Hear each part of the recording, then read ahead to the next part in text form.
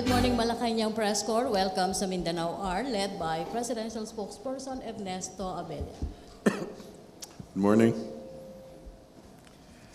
To give us an update this morning on the Mindanao R is Brigadier General Restituto Padilla. And to give us updates on Bangon Marawi is ASEC Toby Purisima, spokesperson for Bangon Marawi, and the Deputy Administrator of the Office of Civil Defense. Before we go into that, just like to say that today, as of August 7, day 77 of the rebellion in Marawi, data as of 1900 hours, 6th of August, enemy killed is 528 or plus 5. Civilians killed 445, no change. Firearms recovered 603 or plus 1. Civilians rescued 1,728, no change. Buildings cleared 15, yesterday 5. Killed in action 122.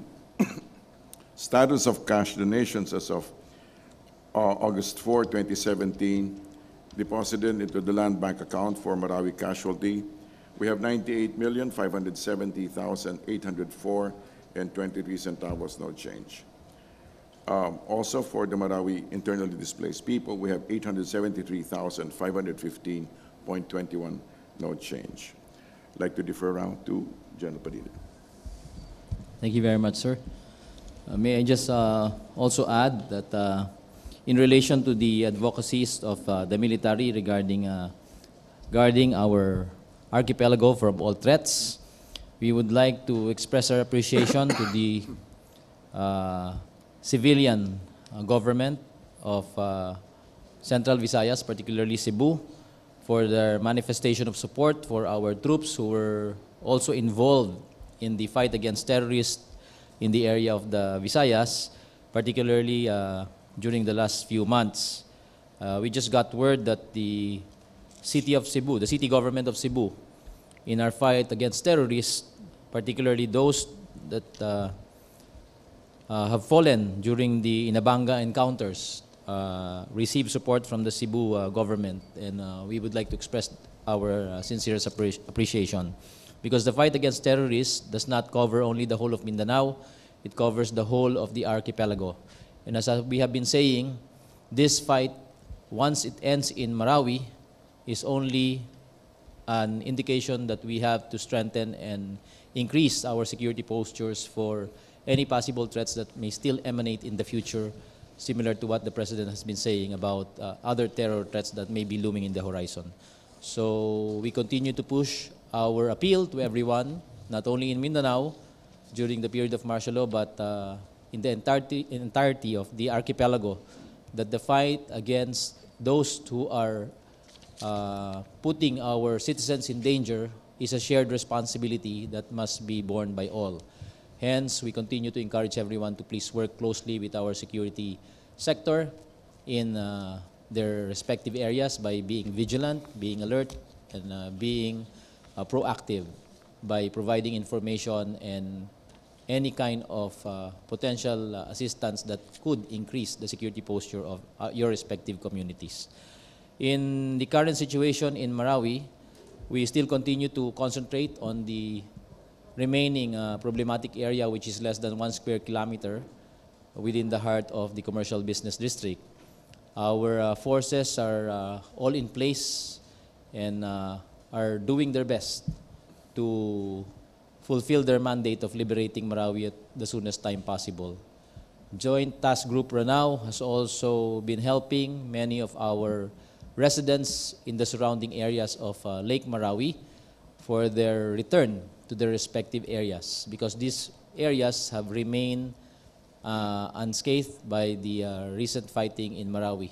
What we do request from the residents of Marawi is just to be patient, because as soon as the coast is clear, we shall declare it safe. The information that has been coming out lately about areas that have had some series of explosions, these are not series of explosions, by the way, but isolated cases.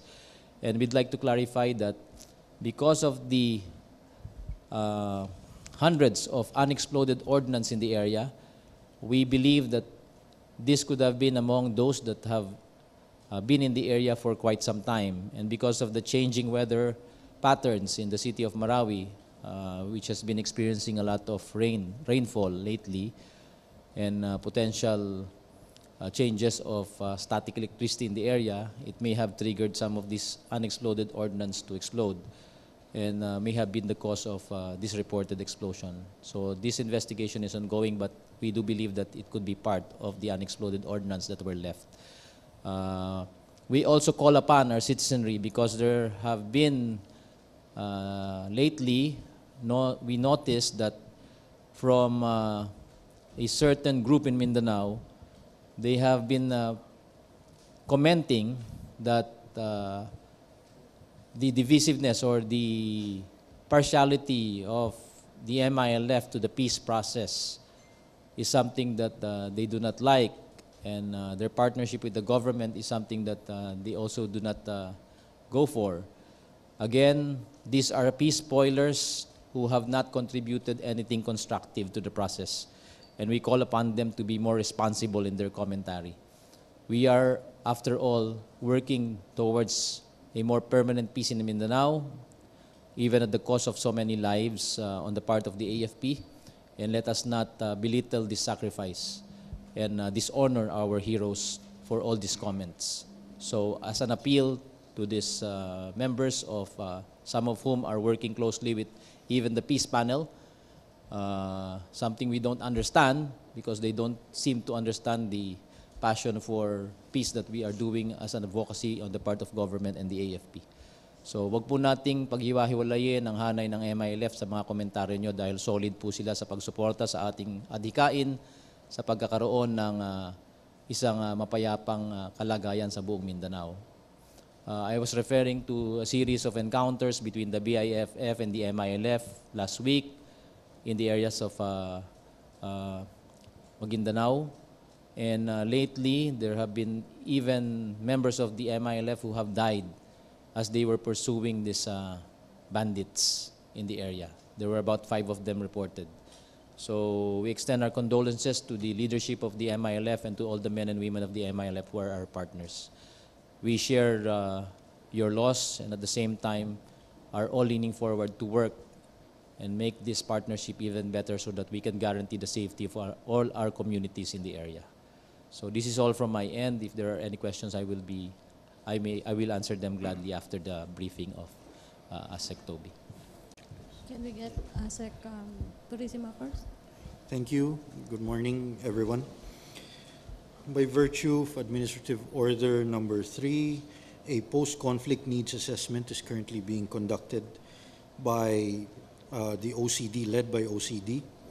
The PCNA, or Post-Conflict Needs Assessment Training, was conducted on from August 3 to 6 at Iligan City, with around 200 participants composed of employees from national government agencies, the Mindanao State University, Philippine Army, and affected LGUs. The huge turnout of participants was a result of the call to involve more sectors and agencies who would best address the specific needs of our IDPs.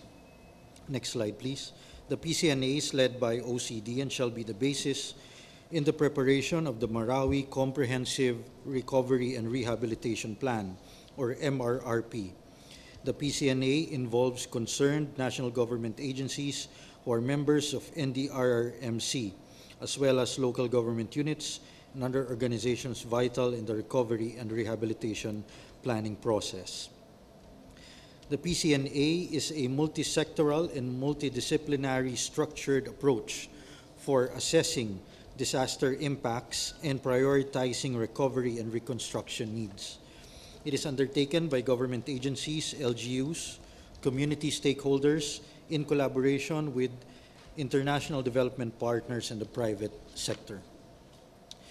Basically, PCNA produces the following 4 core deliverables. First is a consolidated assessment report, which is based on sectoral reports presenting the overall effect and impact of the disaster, in this case a human-induced disaster, on each sector, the recovery needs for each, as well as the explicit impact on cross-cutting themes with a gender perspective, conflict lens, historical, cultural, religious, and environmental considerations, including risk reduction and governance. Second output is a recovery strategy that defines the vision for national recovery and provides strategy for recovery actions within each sector and affected region. The third is it becomes the basis for resource mobilization in support of the country's recovery, including a donor conference when required. And fourth, it provides an outline for a country-led implementation mechanism for recovery. The PCNA team shall be composed, as mentioned earlier, of national government representatives, LGUs, partners from the academe, people's organizations, and INGOs. A national government agency shall lead the assessment of each sector, namely infrastructure, the productive sector, social, and cross-sectoral sectors. For the ways forward of the PCNA, a deployment plan is being prepared for the Human Recovery Needs Assessment, and the deployment shall begin on August 8. Other fieldwork using various other methodologies as outlined in the PCNA process shall follow upon seeking clearance from the AFP. The next slide shows some of the photos of the initial meetings that were held in Iligan City in relation to the conduct of the PCNA. And again, the next slide shows the trainings conducted for the PCNA. As you can see, there are a lot of attendees who are involved in this process. Lastly, I would just like to emphasize that the TFBM hotline numbers that were announced last Friday are open for those who wish to extend their assistance to the IDPs in Marawi and other affected areas. As stated, we have Globe and Smart hotline numbers. That's all I have for updates, and I'll be open for questions. Thank you. Okay, Malacañang Press Corps, Mindanao Hour related, Ina Andalong. ASIC Toby, sir, when do we expect, or how soon do we expect the consolidated assessment report? It really depends on the situation on the ground. We're beginning with what we can assess, which is the human side. We're going into the evacuation centers. We'll go to areas in the ground that we can go to already. But it really depends. Kasi itong PCNA, comprehensive to in the sense na pupuntahan lahat ng areas. So it really depends on clearance from our military authorities kung pwede nang pumunta. But we will begin with what we can assess now. As I've been saying, this will assess a lot of the things that our IDPs need. Kung dito malalaman kung ilan ba talagang shelters ang kakailanganin, ilan ba talaga ang makakabalik, ilan ba ang kailangang itayong permanent shelters, at ilan ang kailangang i-accommodate sa transitory shelter sites. So lahat ng ito pinag-aaralan sa PCNA at magsisimula na ito bukas. Itong PCNA na to, trained ng ating mga official dito, ang ating mga empleyado ng gobyerno, ng NDRRMC member agencies. Kasi tuwing may typhoon, tuwing may bagyo, natural disaster na tinatawag natin, parati tayong may ganito. Ang tawag naman natin doon, Post-Disaster Needs Assessment, PDNA. Pero kapag human-induced, ang tawag natin dito, PCNA. So we're just tweaking a few of our variables there, of the things that we will have to study. But essentially, this is what we do every time there's a disaster or a calamity. Sir, na-mention ninyo, right now, the assessment is focused on the human side. So wala pa rin po kayong initial assessment on damaged infrastructure, or meron na po ba? Mahirap magsabi ng assessment ngayon sa damaged infrastructure dahil hindi pa talaga natin nakikita yung buong area. Kapag gumagawa kami ng PCNA or PDNA, we would like to give a comprehensive picture. Mahirap maglabas ng piecemeal updates pagdating sa comprehensive rehab and recovery plan dahil ito ay moving target, so to say. Lalo na ngayon na kung tutuusin, hindi natin talaga alam kung ano yung mismong target natin dahil hindi pa natin nakikita yung buong picture. We're hoping that we could go into the area, ground zero, so to say, sa pinakamadaling panahon. Last lang, sir, ilan ng tao pong magko-conduct ng assessment? And from what agencies will be tapped? 200 plus. from NDRMC member agencies, from Mindanao State University, from local government units, from the AFP also. So lahat ng stakeholders ini-involve natin dito para maging inclusive at comprehensive yung ating assessment. Okay, Mindanao Hour, question? Joseph Morong.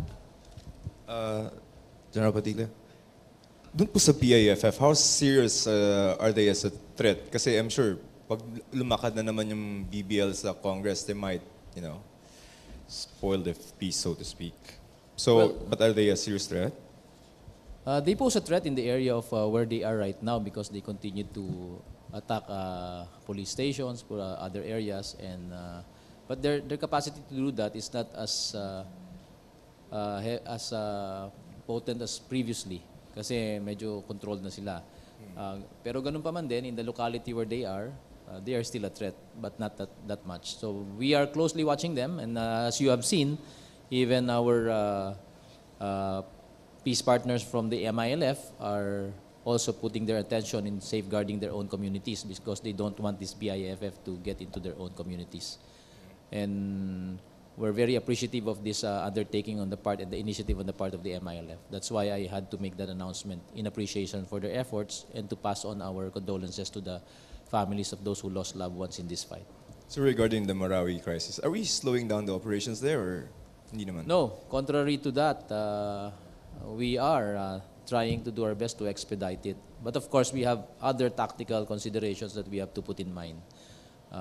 As we have been mentioning all along this last few weeks. The complexities on the ground, the considerations that we have to put in, like the presence of hostages still in the hands of the enemy, and the presence of other civilians who continue to remain in their respective areas for fear that they might get caught in the crossfire.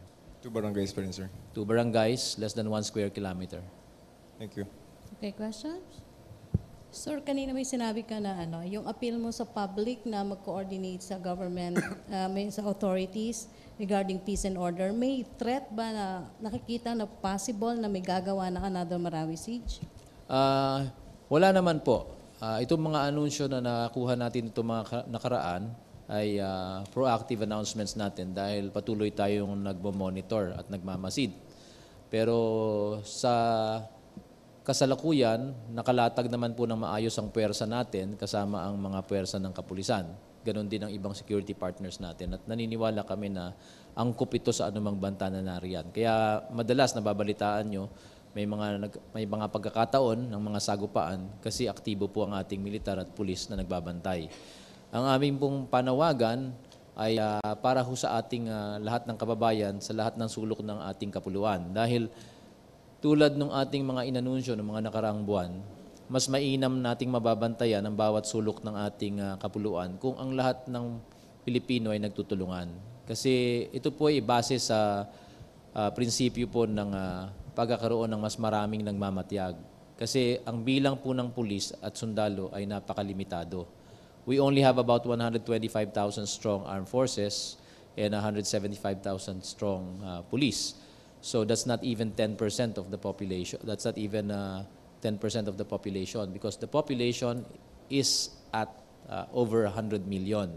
So if each and every citizen in every barangay is a partner for increasing our security posture in the concept of shared responsibility and security that we are pushing always, wouldn't it be a better place for us because we know that there are people who are conscious about what's happening in their communities and then reporting if there are other incidents there that need the attention of our security forces. So the appropriate measures that we need to undertake to prevent any occurrences becomes faster. Napapabilis po ang pagtugon ng ating pulis, ng ating military kung may mga nakikita po ng mga armadong grupo sa iba't ibang lugar. At idagdag ko na rin, kamakailan nag-anunsyo kami na nagtalaga po tayo ng isang pamamaraan upang mapaabot sa ating security sector ang inyong mga hinanaing o kaya mga issues na gustong iparating lalo na sa AFP. Kaya para sa Mindanao po, naglagay po kami ng AFP text hotline. Ito pong AFP text hotline sa Smart at sa Globe ay maaari niyong gamitin para makapagpaabot po kayo sa ating armed forces ng mga maaaring pinangangambahan nyo na nariyan sa lugar nyo. Mga armadong tao, grupo na nais nyo natugunan kaagad. Or kung may nangaambuso po na sundalo sa inyong barangay na gusto nyong maaksyonan kaagad, pwede nyo rin pong ipadala dito sa text hotline na ito para matugunan natin. Kasi mariin po nating pinagbabawal na maging abusado lahat ng sundalo dahil kami po ay inyong tagapagtanggol. Kanya't kung hindi namin ginagampanan ng aming trabaho, kinakailangan ho nating malaman yan at mai-report kaagad. Nang sa ganun, maging accountable itong mga tauhang ito. So ito po ang AFP text hotline para sa Smart. Ang numero pong gagamitin nyo ay 7444-1678. So nakuha nyo na po ito dati. So ulitin ko po. Ang Smart po na numero na gagamitin nyo ay 7444-1678. 7444-1678. At ang ite-text nyo po ay capital letters AFP space yung location o info na gusto nyong iparating po sa atin. At i-text nyo po sa numero na yon. Para naman sa Globe po, i-text nyo po ang bilang na 26563. 26563. At ilagay nyo po ang lokasyon at impormasyon na nais nyo pong matugunan ng ating hukbong sandatahan. So ito po yung mga numero na kasalukuyang nakatalaga at makukuha po ito direkta ng ating mga Operation Center hotline sa Mindanao. Mindanao lang po muna ito kasi meron po tayong pinatutupad na martial law. At kung ano man po ang ipaparating nyo dyan sa mga hotline na yan, ay tutugunan po natin sa madaling panahon. Okay, So, yun lang po. Maricela Lili, TV5. Hi, sir. Good morning. Sir, I understand President Duterte visited Marawi once again last week. So may we Yes, have that's additional details about it? How did it help the soldiers in Marawi? Well, actually, the second visit of the President was something that he promised to our troops.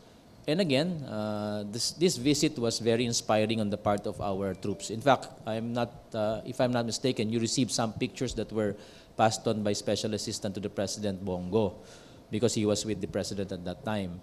So it was apparent from the pictures that was sent by Secretary Bongo that the soldiers are very appreciative of the visit of the Commander-in-Chief. And he not only visited the headquarters, by the way, he had a glimpse of the battle area itself. And one of the key messages that he sent to our troops is that every time he hears about a soldier being wounded or killed, it is something really emotional to the President. And he really gets affected by that because of the families that they leave behind. And that is why, in consonance with that, he gave them the advice of being very careful in their operation so that no numbers may be added anymore to the numbers. But he also knows that there is risk involved on the part of our soldiers in this fight. And hence, it is not far-fetched that we will have casualties. But he understands that. But he just wanted to tell our soldiers that. So it is very much appreciated by our soldiers who are there. And at the same time, the guarantee of the President that he has been announcing every time that he will set up a fund for the requirements of all the children of our soldiers who will be left behind. Kaya sabi niya dito, yung inulit niya uli yung pangako niya na bago siya matapos sa kanyang pagiging Pangulo, sa 5 taon na nananatili, mag-iiwan siya ng mga 50 billion na trust fund para sa educational requirement ng ating mga anak na maiiwanan ng ating mga bayani. So yan ay kanyang pinangako at inulit niya yan nun sa kanyang pagbisita at mariin namang talagang pinagpapasalamat ng ating mga kasundaluhan. Kaya in this visit, the second visit, our soldiers drew inspiration and renewed determination to finish this fight as soon as possible. So it's very much appreciated. Sir, yung sinabi mo na he also had a glimpse doon sa battle area, meaning nagpunta talaga? Yes, he went there there and had a look. So he visited some of our frontline forces. I just cannot name the units. Hindi ba siya binigyan ng advisor not to go there kasi baka may security risk? Alam niyo po, si Presidente, kung gugustuhin niya at gagawin niya ito. Kaya't ginawa natin ang angkop na mga hakbang upang mapangalagaan yung kanyang pagpunta doon. Pero gusto niyang ipaabot talaga itong kanyang pakikiisa sa ating kasundaluhan. Thank you, sir. Okay, Rosalie Cos? Good morning po. Kay Asik Purisima po, sir. Regarding po sa PCNA, paano po natin gagawin yung inclusive and comprehensive report kung karamihan po ng mga IDPs ay wala sa evacuation centers? How do we gather reports po? Kasama yung ating mga home-based IDPs sa pupuntahan at titignan ng PCNA team. No? As a backgrounder, since the crisis began, no, ang ating DSWD ay nagve-verify na ng data ng IDPs, both based in the 75 evacuation centers and the majority which are home-based. So ginagawa na ito ng ating DSWD at ng NDRMC dati pa. So may idea na tayo kung ilan talaga at nasaan itong mga IDPs natin na wala sa evacuation centers at isasama sila sa PCNA, no, sa pagbalangkas nitong PCNA na to. So walang may iwan dito, lahat isasama, lahat titignan, alam naman natin kung nasan sila at titignan natin ang kanilang mga pangangailangan.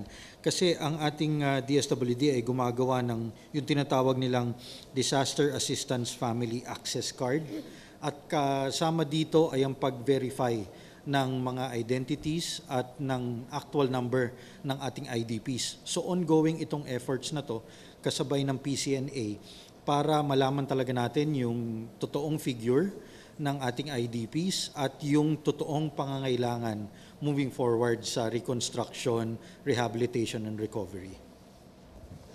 So sir, ongoing po yung pagkalap natin ng report. So far, yung timeline po para po malibot lahat ng mga apektado?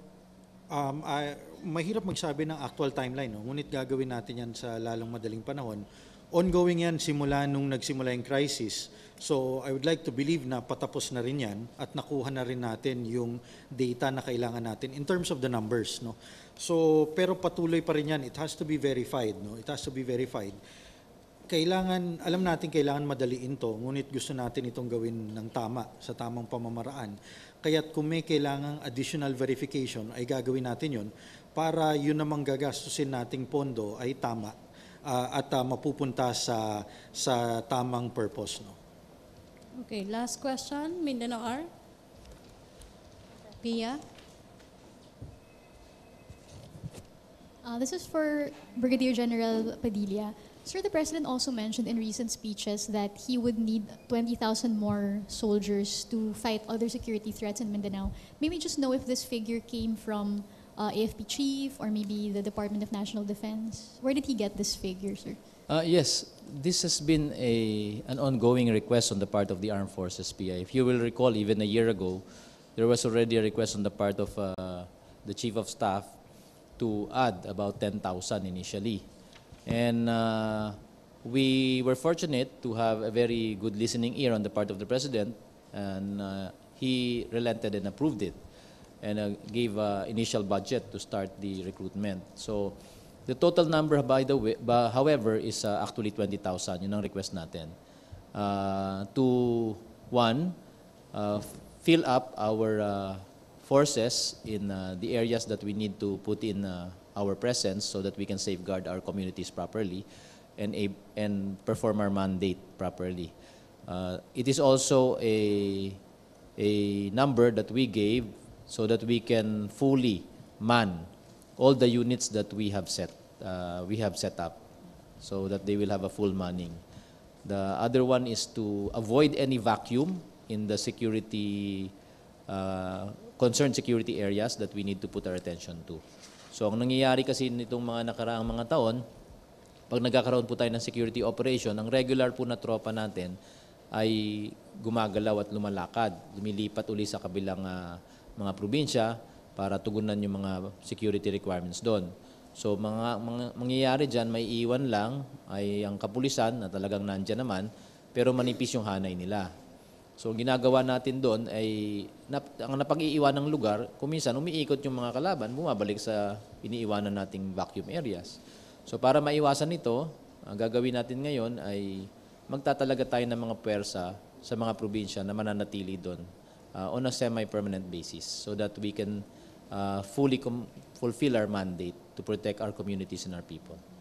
Sir, the President also mentioned new security threats in Mindanao when he spoke with lawmakers in Yes. Malacañang. I'm sure you can't divulge the specific details because of security concerns, but could you just give us an idea of what groups are involved, how big a threat is this new threat, and which areas specifically are going to be targeted? Actually, we've spoken about this already when we were asked. The security threat that still comes from the remaining members of the Maute group in Marawi. Nandyan pa rin kasi yung BIFF, yung ASG, nandyan pa rin ng ibang grupo ng mga local terrorist groups.